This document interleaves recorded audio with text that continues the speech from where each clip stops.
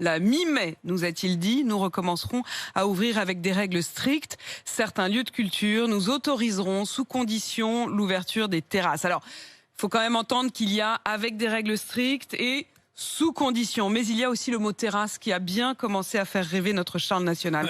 Le président a même annoncé un calendrier de réouverture progressive pour la culture, pour le sport, dans les bars, les théâtres, les musées.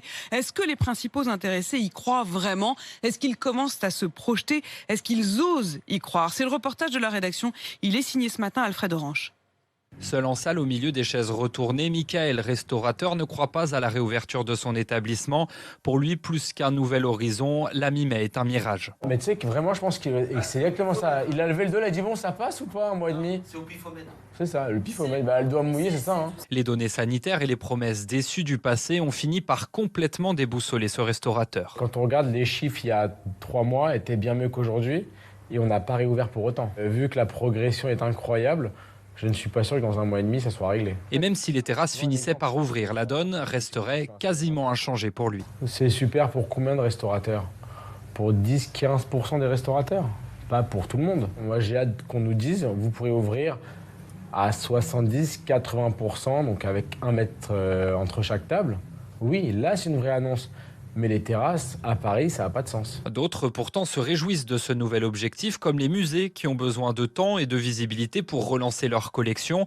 Jean-François Chougnet est l'administrateur général du MUSEM à Marseille. Il est temps et ça va nous permettre aussi de pouvoir éventuellement prolonger des expositions temporaires.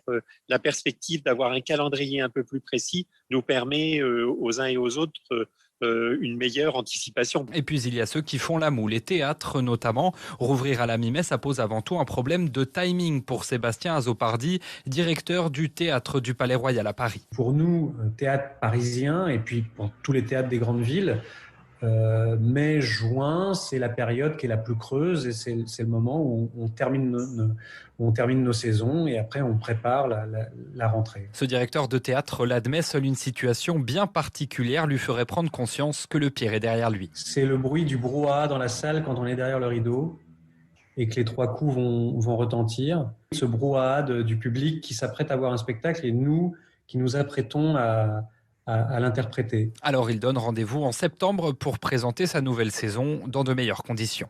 Est-ce qu'on peut y croire à